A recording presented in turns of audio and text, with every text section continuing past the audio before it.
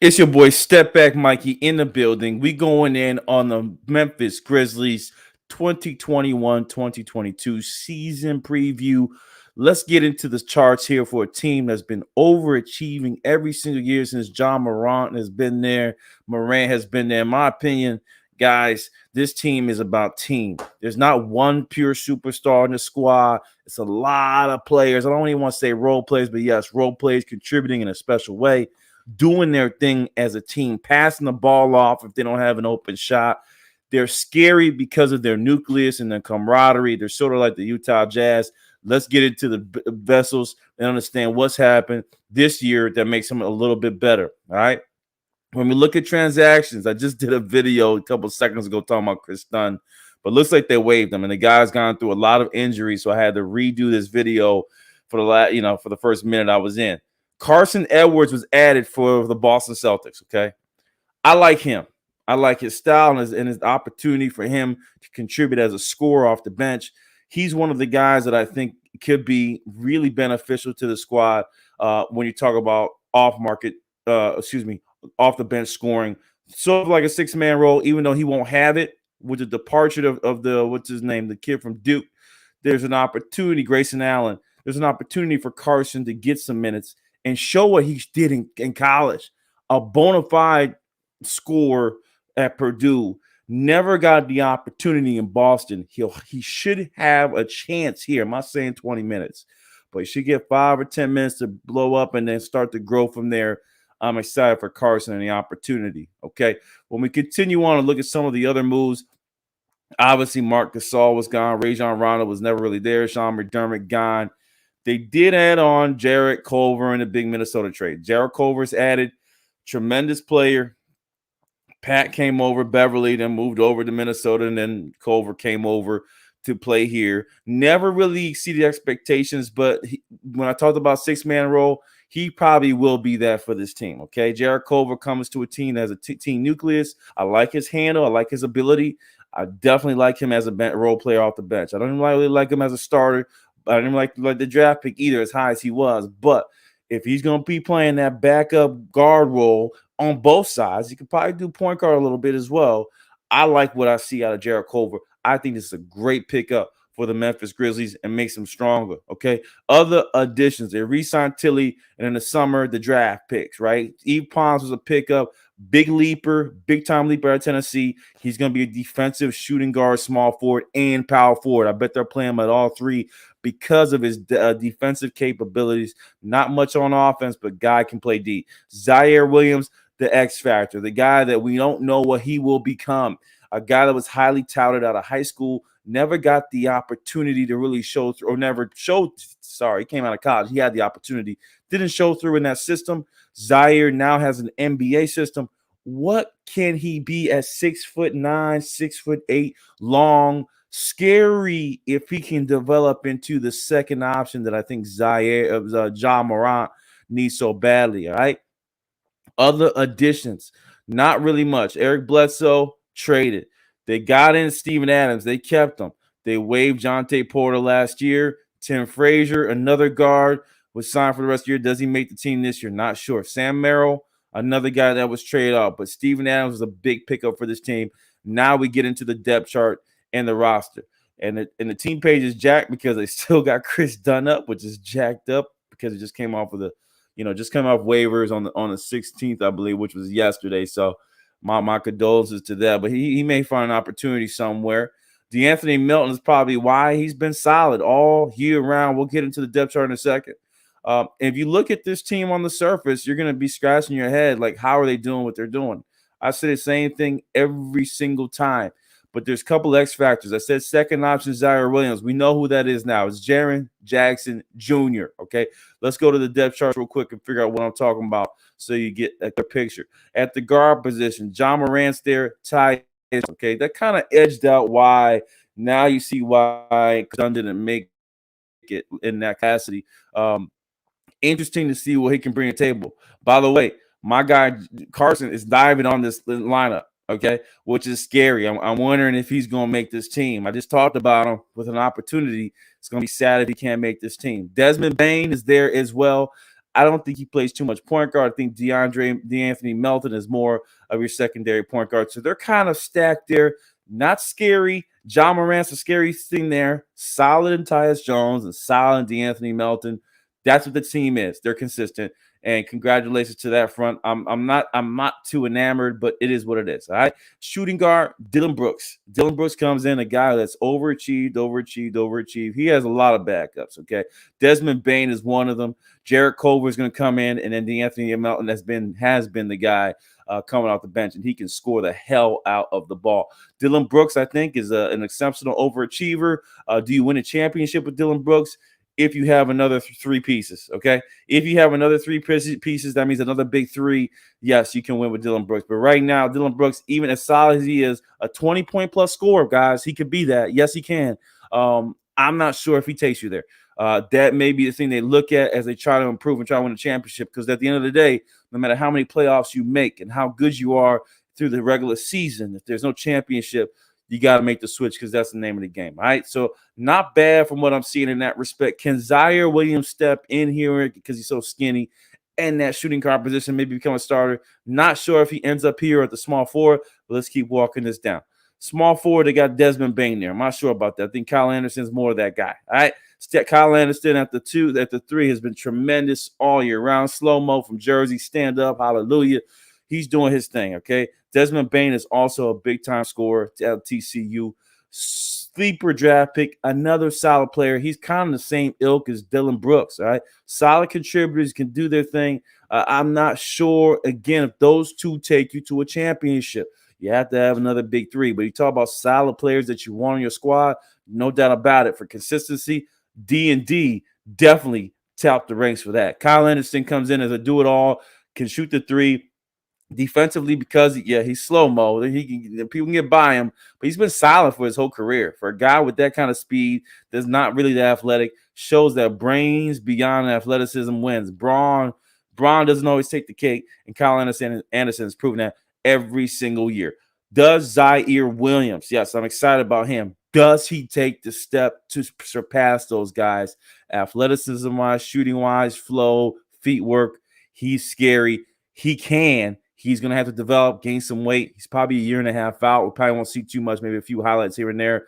But I think Zaire can slowly reach into that small forward starting position to add on to the John Morant, Jaren Jackson Jr. mix. Now, from the bench perspective, Conchar is their big shooter. He plays minutes and he gets the threes. He's their three-point man. And then they added on Yves Pons from a defensive perspective. If there's one thing I can say for the Memphis Grizzlies, they look scary defensively. We'll look at the stats from last year and kind of figure out where they land from that perspective. How we jump into the PF boys, man. The power forward, Jaren Jackson Jr., another sleeper out of Michigan State, drafted high. Not sure what they were going to get. He's become an all-star-like talent. He's the tandem with John Morant.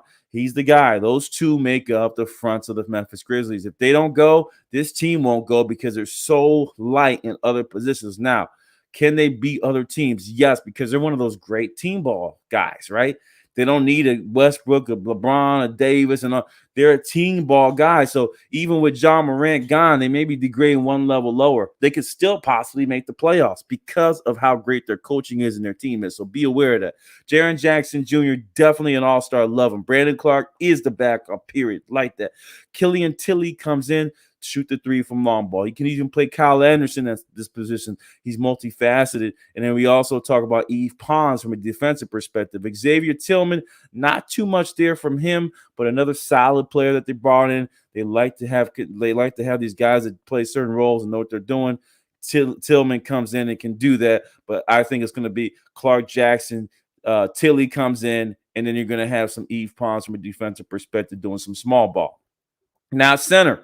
Steven Adams comes over. Big guy from New Orleans Pelicans.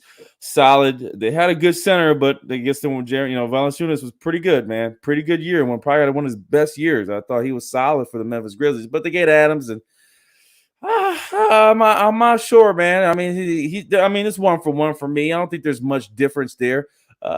Steven gets to play some rock and roll out in Memphis.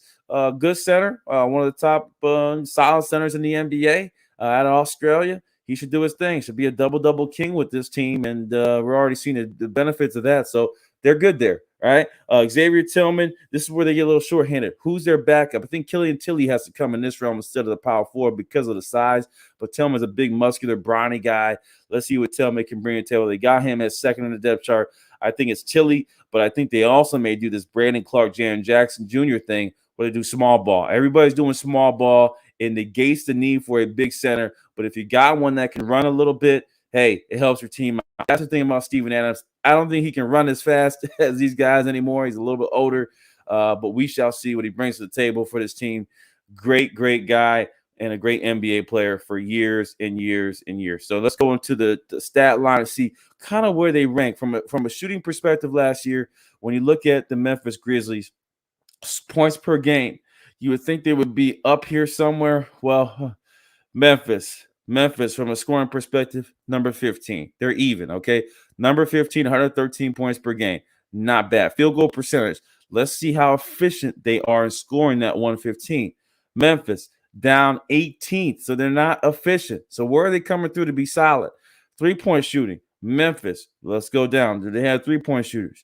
They are near the bottom of three-point shooters. Again, looking at the stat lines, trying to see what additions they made to get themselves better.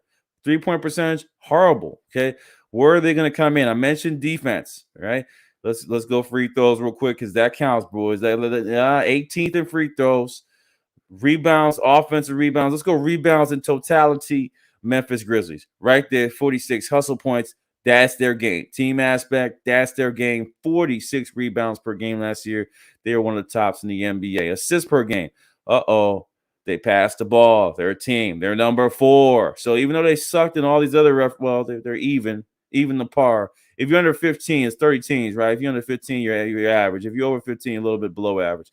So 4 for Memphis here on assists, not bad. Turnovers, how bad are they? Okay, John Morant, young guy, likes the ball in his hands a lot. They need to do better. They're one of the above average losing the ball teams in the league. Back to the defense. Memphis Grizzlies, where are they at? Steals, 9 per game. Defensive team. That's what they are. All right. Block shots. They don't have any shot blockers, but they came in 12th, which is not bad. And then we have fouls per game, which counts, man. Okay. That much aggressive defensively to not be in the top 15 in creating fouls. I'm not going to lie to you. Much respect to the Memphis Grizzlies here, guys. They're not in the talks, man, for fouls per game. So, they're number 9. All right, they're number 9. They're number 9 with 18. Okay, 18.7 fouls per game, which is still lower than the top guys. So they're pretty good. They're pretty good at holding keen and just playing up defensively instead of tagging the man. That said, let's look at the standings and what we're going to lay out. They need a three-point shooting. I don't think Culver gives them that, and I don't think the addition, maybe Zaire Williams can give them that, okay? I guess Culver and Zaire are better than Adams. So, yes, maybe those two are supposed to come in and shoot that, not charge there, but they need three-point shooting. Now we get into the team stats and ranks. They're playing in the North Pacific, Southwest divisions where they at, man. They're with the young guys, man. They got a good opportunity here to take that. They got a good opportunity to beat up the Dallas Mavericks, the Houston Rockets, New Orleans Pelicans, and San Antonio Spurs to be the only team out of the Southwest. Dallas will make some noise. They're another team function type of personality on the Dallas Mavericks with Luka. We'll go into them in a minute. But Memphis, I think, takes it. I think they're better than Dallas at this point because of what they've done already. All right, Pacific Division and the non-additions from Dallas. Didn't see anyone really added big time from Dallas. Okay, Pacific Division. We know it's going to be difficult. You're going to have 4 teams out of that squad, and Sacramento's going to be fighting. So that's 5 teams in total. And again, I'm trying to figure out if they're going to make the playoffs. Denver, Portland's, I think it's out. I think Portland's out. All right, Denver, I think is in. Utah, I think is in. Okay, here goes something that you guys are not thinking about. Watch out for Minnesota this year, guys. Watch out for Minnesota. Don't be surprised. All right, so let's go in back up top. I'm going to be real. Denver, Utah, Golden State, Los Angeles Lakers, Clippers, Suns. Okay, you're already looking at 6 teams. So 7 and 8 definitely could be Dallas or Memphis, but there's going to be a war Well, Minnesota is going to have to come through. If there's a year that Minnesota can come through, it's this year. This is their opportunity. This is really a Memphis video, but there's an opportunity for Minnesota to make it through. I like Memphis making the playoffs this year. It's not going to be an easy run. It's going to be a tough run. Now that Portland, I think, is out of it, I think there's an opportunity to take that slot, and that's why I'm saying they're in. That said, championship-wise, there's no chance. There's no chance with this lineup that they can win a championship unless everyone gets injured. They're solid, but need more additions, need more star power, or develop their star power. And their X factor is Zah Williams from Stanford. I'm going to sign off here. Mikey B, Mr. Stepback. John Morant's going to still do his thing. Jaren Jackson's still going to do his thing. Solid all-star type potentials. I'm going to get out of here. Peace.